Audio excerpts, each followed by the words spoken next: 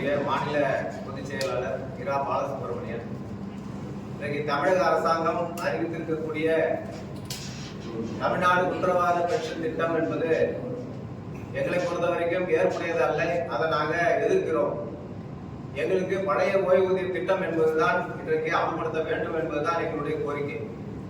இதுல பங்களிப்பு ஊழியர்களுடைய 10% பங்களிப்பு என்பது மீண்டும் அதுல வந்திருக்கும். அப்ப அந்த தொகை என்பது இன்றைக்கு அந்த தொகையை வாங்கி எங்களிடமே அதை திருப்பி கொடுப்பதற்கான ஒரு திட்டமாகத்தான் நாங்கள் இதை பார்க்கிறோம். இதை கடுமையாக எதிர்க்கிறோம்.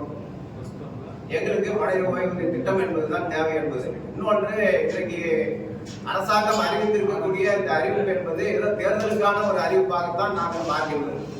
ஒரு 5 ஆண்டுகள் இறுதியாக முடிகின்ற இந்த நேரத்திலே இப்படிப்பட்ட ஒரு அறிவிப்பை வெளியிட்டுவதன் மூலமாக தேர்தலில் அவர்கள் மீண்டும் ஆட்சிக்கு வரலாம் என்று ஒரு எண்ணத்தோடு இருக்கிறார்கள் என்பதை தான் நாங்கள் பார்க்கின்றோம். அது நிச்சயமாக நிறைவேறாது என்பதை இந்த நேரத்தில் தெளிவாக சொல்லிக் கொள்கிறோம்.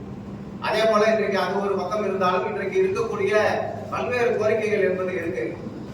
தொகுப்பூதிய, மதிப்பூதிய, சிறப்பு காலமுறை ஊதியத்தை பணியாற்றக்கூடிய ஊழியர்கள் கிட்டத்தட்ட 30 ஆண்டுகள் 32 ஆண்டுகளுக்கு மேலாக சத்துணவு, அங்கன்வாடி, ஊர்ப்புற நூலகர்கள், மேல்நிலை நீர்த்தேக்க தொட்டி இயக்குபவர்கள், மக்கள் நல பணியாளர்கள், எய்ட்ஸ் கட்டுப்பாட்டு ஊழியர்கள், தெங்கு மருத்துவ ஊழியர்கள், இப்படி இன்னைக்கு பல்வேறு துறை வருவாய் கிராம உதவியாளர்கள், இப்படி பல்வேறு ஊழியர்கள் இருக்கிறாங்க. அவர்களுடைய கோரிக்கைகள் என்பது பற்றி ஒரு லைன் கூட இல்லை. அவர்களுக்கான ஒரு சிறிய அறிவிப்பு என்பது கூட இல்லை.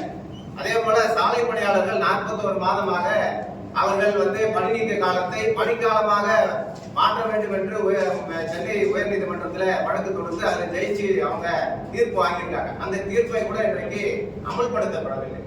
இது ஒரு கோரிக்கையாகவும் நாங்கள் சொல்கின்றோம். அதே போல இன்றைக்கு கருணை அடிப்படையில் பணி நியமனம், வாரிசுகளுக்கு வேலை, அரசு ஊழியர்கள் இறந்துட்டா அவங்க வாரிசுகளுக்கு வேலை என்பது வழங்கப்படும் என்று 25% இருந்ததை அந்த 25% கூட யாருன்னு பார்த்தோம்னா தமிழக முதலமைச்சர் அவர்கள், அவருடைய தகப்பனர் மறைந்த கலைஞர் அவர்கள் கொண்டு வந்த 1972 கொண்டு வந்தப்பட்ட அந்த வாரிசுக்கு வேலை என்பது 25% என்பதை அரசாணையை ரத்து செய்து இன்றைக்கு 5% பரிசீலிக்கிறார். 20% காலிப்பட்டார்.